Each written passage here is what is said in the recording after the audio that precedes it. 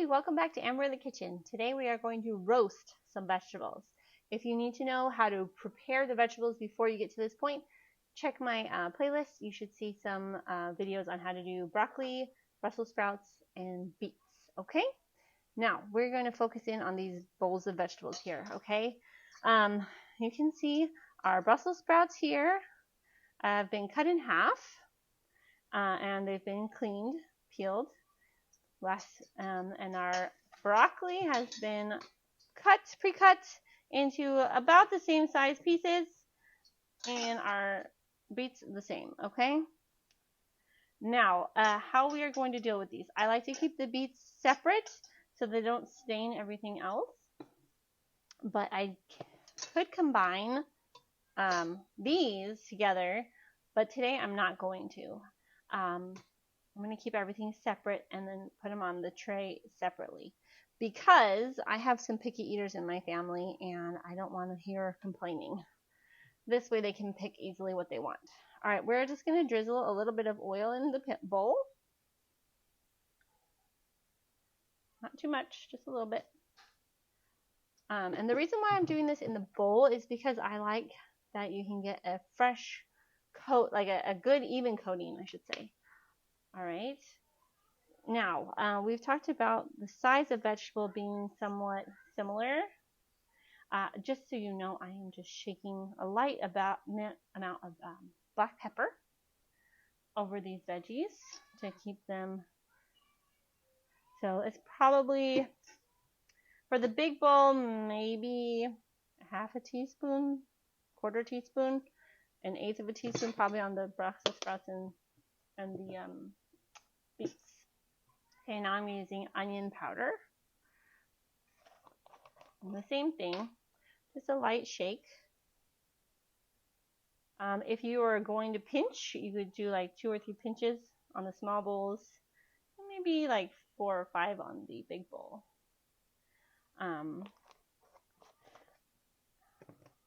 Garlic salt.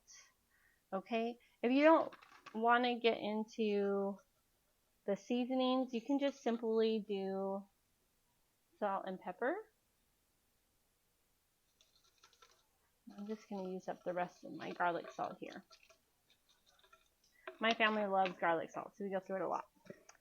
But like I was saying, sorry, you want the pieces of your vegetables to be somewhat uniform in size so that they roast at the same interval, the same time. You don't want some things to be just like super soft and others to be crunchy still. So when you are roasting vegetables, pay attention to the type of vegetables that you're roasting. All right, I am picking cruciferous, hardy veggies here.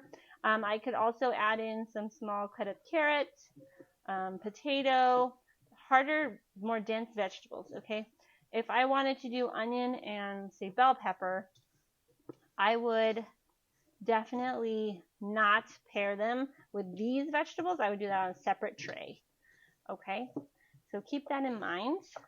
And the reason why I like to do the oil and seasoning in the bowl and mix it so that I get better results, more even cooking and browning.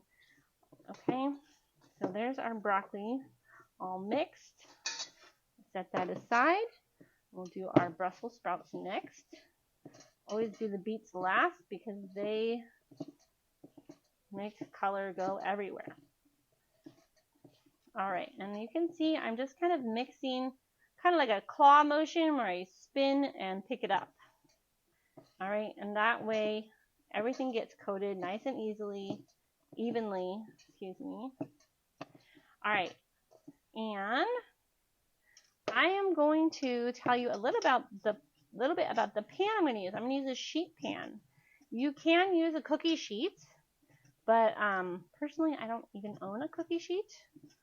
I think they're kind of pointless. I prefer a sheet pan. It's got edges, so things don't fall off easily.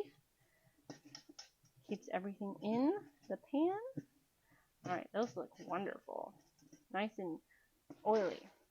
Okay, so we've got our sheet pan here, and I've got parchment paper here. If you have like a silicone mat, you can use that, but I prefer the parchment paper because it allows the heat of the pan to come up through the vegetable and you get a better browning.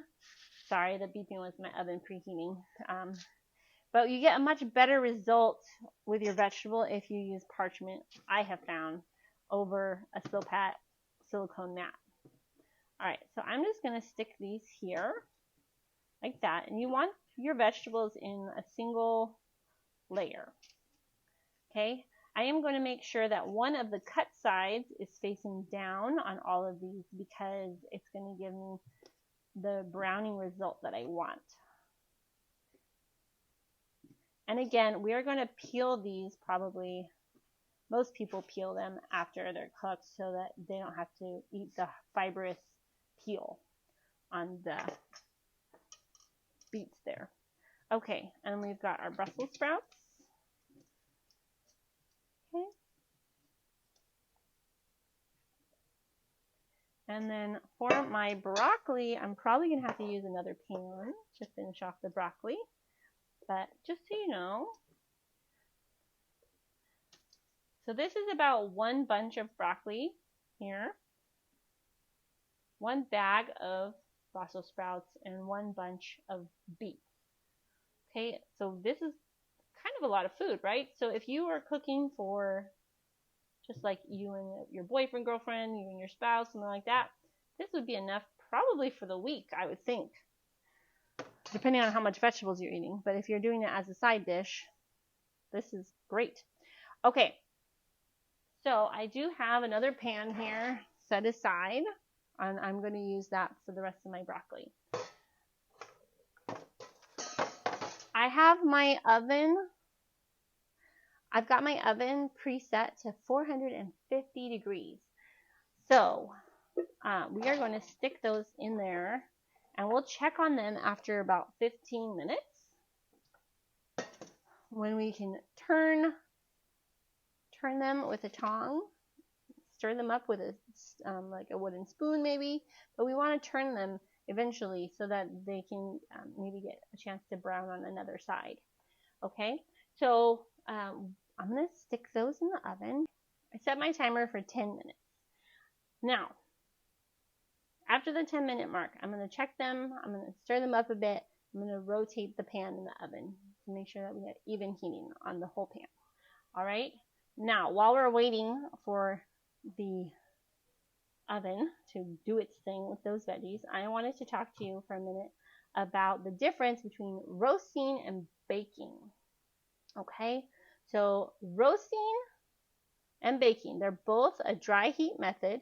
They're both done in the oven. Alright, so it's kind of a semantics thing. Like you could say I'm going to bake the vegetables instead of roast the vegetables.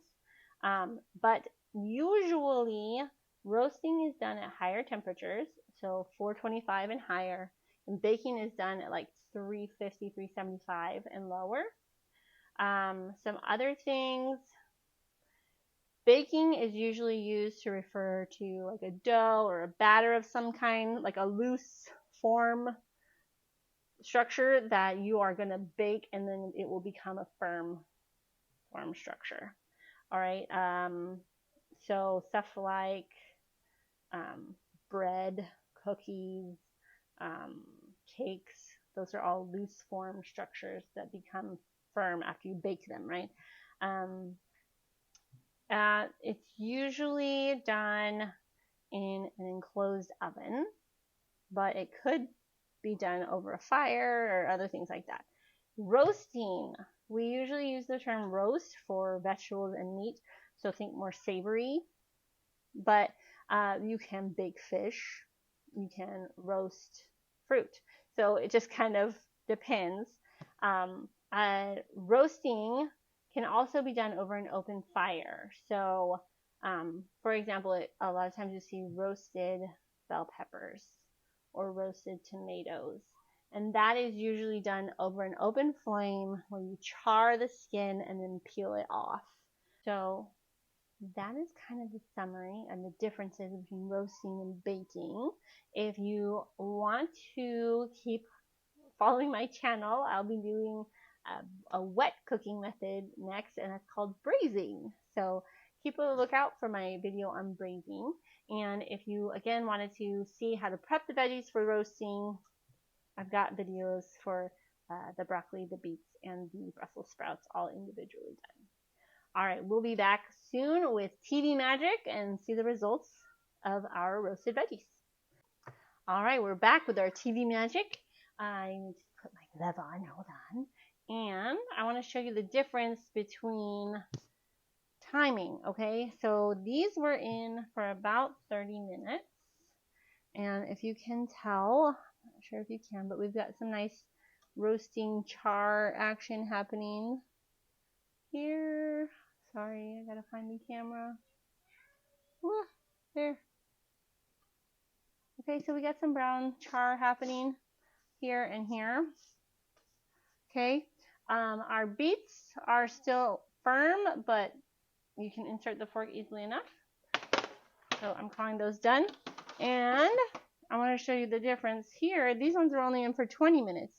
And they have like no char on them at all, but they're still very tasty and delicious, tender. Okay, so something I forgot to tell you guys earlier was when you're roasting, usually you are going for more of the crispy char, like on this tray. Okay, you want this crispy, not burnt, but crispy. Okay, sorry. There, the brown stuff, the char, the caramelization. All right. So that's what we're going for when we're roasting, unless personal preferences take over, right? So I did a tray of the softer, not caramelized vegetables for my kids. They don't like the char, the crisp, the caramelization, but I do.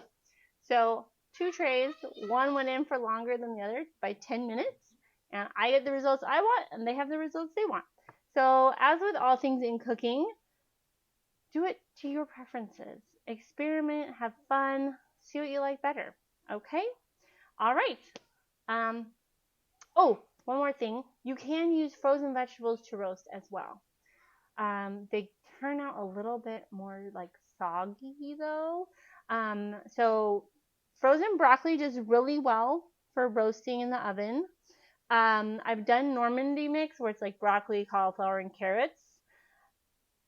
The carrots don't turn out very well, so I wouldn't recommend that. But if you're just doing straight broccoli or straight cauliflower, those roast pretty well from frozen. Okay?